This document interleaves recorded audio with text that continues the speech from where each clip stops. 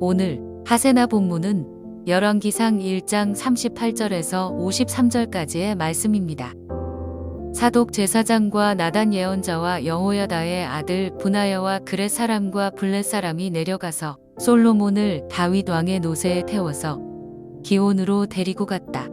사독 제사장이 장막에서 기름을 넣은 뿔을 가지고 와서 솔로몬에게 기름을 부었다. 그리고 뿔나팔을 부니 모든 백성이 솔로몬 왕 만세 하고 외쳤다.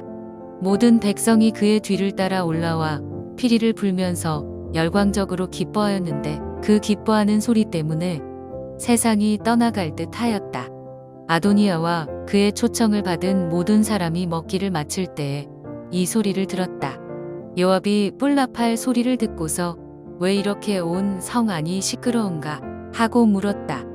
그의 말이 다 끝나기도 전에 아비아달 제사장의 아들 요나단이 들어왔다. 아도니아가 말하였다. 어서 들어오게.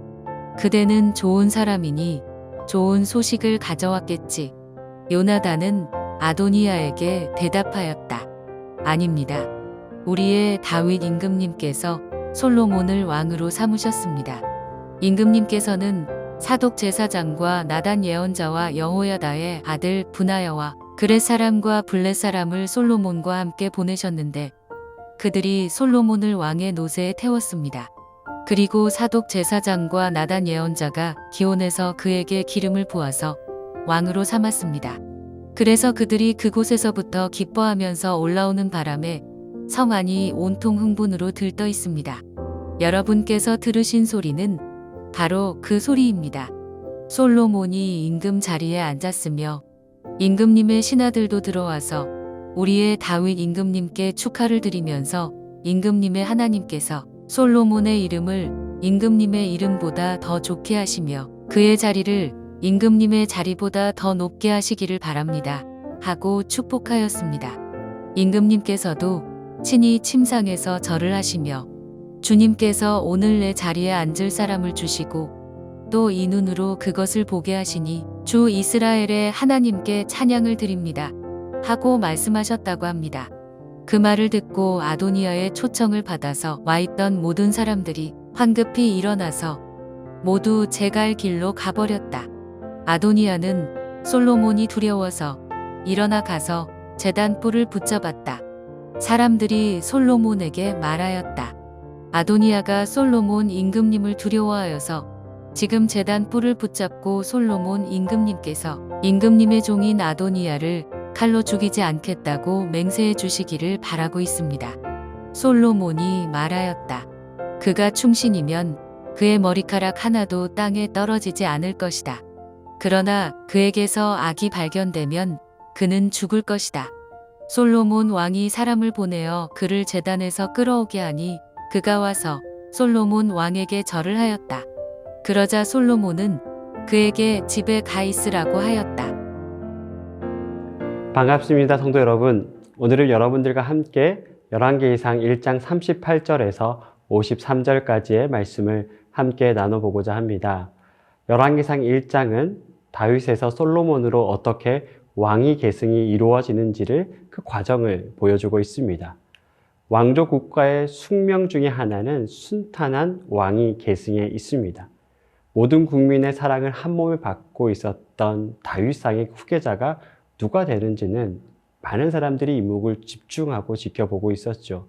특히 다윗 왕과 함께 새로운 왕조를 탄생시켰던 1등 공신이라고 할 수 있었던 군대 장관 요압과요, 또 제사장 아비아달에게 왕위 계승은 매우 중요한 문제였습니다. 자신들의 권력을 지키느냐, 그렇게 하지 못하느냐가 자신뿐만 아니라 가문 전체의 운명이 함께 걸려 있었습니다. 그런데 문제는 다윗의 왕 네 번째 아들이었던 아도니아가 왕위 계승에 대한 욕심이 있었다라는 겁니다. 아도니아는 자신이 왕이 돼야 한다고 생각을 했고 요압과 아비아달도 아도니아를 지지했습니다. 왕위 계승 순서를 보면요, 압살롬 단 왕자였던 아도니아가 왕이 돼야 하는 것이 좀 타당해 보입니다. 그리고 성경은 아도니아가 이스라엘 왕이 돼도 충분한 능력이 있다고 기록하고 있습니다. 열왕기상 1장 6절 상반절에 이렇게 말씀하고 있는데요. 그는 압살롬 다음에 태어난 자요, 용모가 심히 준소한 자라. 성경은 왕위 계승 순서를 봐도 아도니아가 왕이 되는 것이 맞고 외적인 능력 면에서도 충분한 매력을 가지고 있는 사람이라고 말합니다. 하지만 하나님께서는 솔로몬을 선택하십니다. 여러분, 왜 하나님께서 솔로몬을 선택하셨을까요? 우리는 상식적으로 생각해 볼 때 솔로몬이 지혜가 충만하고 또 좋은 왕의 자질이 있기 때문에 왕이 된다고, 왕이 될 수 있다고 생각할 수도 있습니다. 하지만 성경은 그렇게 말씀하고 있지 않습니다. 솔로몬이 왕이 될 수 있었던 이유는요, 하나님의 온전한 주권 때문입니다. 하나님께서 솔로몬을 왕으로 쓰시겠다고 작정하신 것이죠. 왕의 자질을 가지고 있기 때문에 솔로몬이 왕이 된 것이 아니라는 것이죠.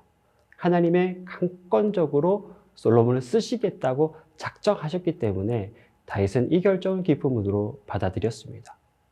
아도니아의 결정적인 실수는 왕상 1절 5절에 기록해 놓고 있는데요. 성경은 이렇게 말씀하고 있습니다. 그때 학깃의 아들 아도니아가 스스로 높여 이르기를 내가 왕이 되리라.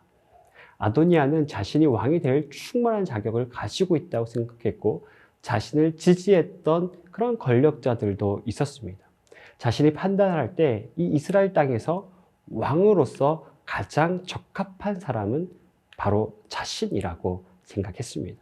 즉 아도니아에게 하나님이 무엇을 원하는지는 중요하지 않았던 것이죠. 하지만 다윗은 달랐습니다. 다윗에게 가장 중요했던 것은 하나님의 마음이었습니다. 하나님께서 무엇을 원하는지가 가장 중요했던 것이죠. 하나님께서 솔로몬으로 왕을 정하자 다윗은 솔로몬을 왕으로 세웁니다. 여러분, 우리의 인생 가운데 가장 중요한 일이 무엇일까요?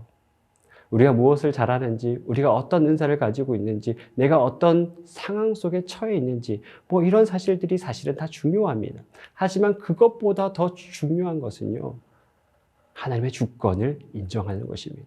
내가 왕이 되는 것이 모든 사람이 볼 때 합리적인 판단이라고 할지라도 하나님이 아니라고 하시면 안 되는 겁니다. 아닌 겁니다. 우리 인생 가운데 하나님의 주권을 인정하는 것이야말로 하나님을 주인 삼는 인생입니다. 사랑하는 성도 여러분, 오늘 하루 하나님 안에 살아가며 하나님의 주권을 인정하고 하나님을 주인 삼는 여러분들이 되시기를 진심으로 축복합니다. 오늘의 하시조는 이웃에게 먼저 밝게 인사하기입니다. 밝은 미소와 인사를 통해 함께 기분 좋은 하루가 되길 바라며 오늘의 하시조 함께 하시죠.